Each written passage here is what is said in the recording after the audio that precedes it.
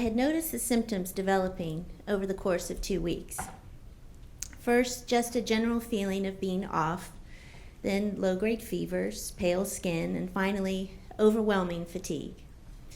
So blood work was ordered, and while I fully expected to hear the word anemia, the doctor instead said abnormalities and was something like leukemia.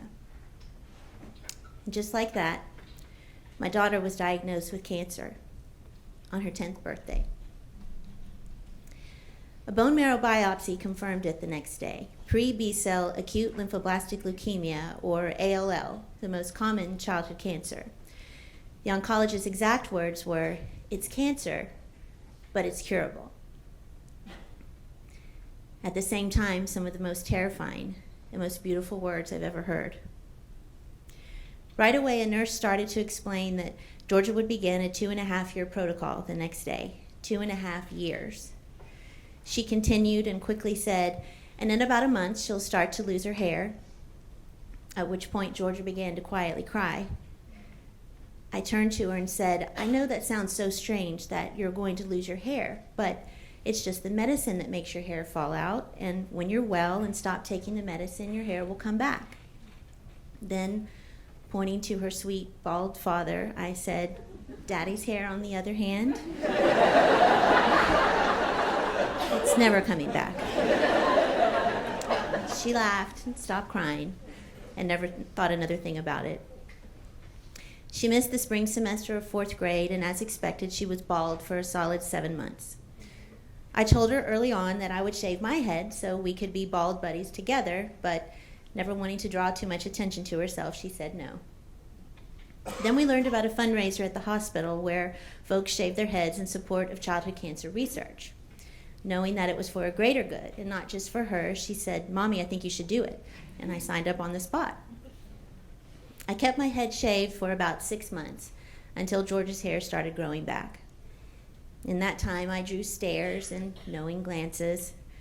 Folks assumed I was in treatment for breast cancer. In fact, I wanted to get a t-shirt made. "My boobs are fine. I shave for my kid. Support childhood cancer research." I also got called sir a few times. Probably got the best customer service I ever have, but I took every one of those opportunities to tell people that I was bald by choice and why. Flash forward about 2 years, and Georgia was nearing the end of her treatment. In honor of the occasion, I had decided to shave my head again, so I joined a fundraising team of moms like me with kids who had cancer. As I sat in that barber chair in the company of these incredible women who have walked the same walk, I felt this surge of energy, much different than when I had shaved before. In the middle of it all, my barber fixed what was left of my hair into the most righteous mohawk, and that was it. I was just flying. A reporter stuck a mic in my face and said, "How do you feel right now?" And I just yelled, "I feel like I could breathe fire. I feel like I could tear down that building." On my dresser mirror, I still have the Christmas card picture we took 2 weeks before Georgia was diagnosed. I keep it up partly out of guilt, but also as a reminder that this is what childhood cancer looks like. Normal, healthy little girls celebrating Christmas with their little sisters get cancer. But we were lucky. Lucky that we had a protocol to follow. Lucky that she tolerated her treatment so well. And lucky that she has remained in remission since going off treatment 4 years ago. We did everything we could to squeeze something positive out of every step, and Georgia faced each day with not only grace and grit, but also a great sense of humor. And we have every reason to believe she will continue on to the greatness she was already destined for in her life. But even still, there's not a day that goes by that I don't stop and think, or even say out loud, "I can't believe this happened. I can't believe my baby had cancer."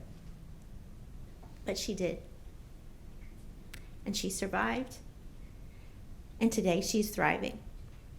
And I'm so grateful. But I'm also forever changed.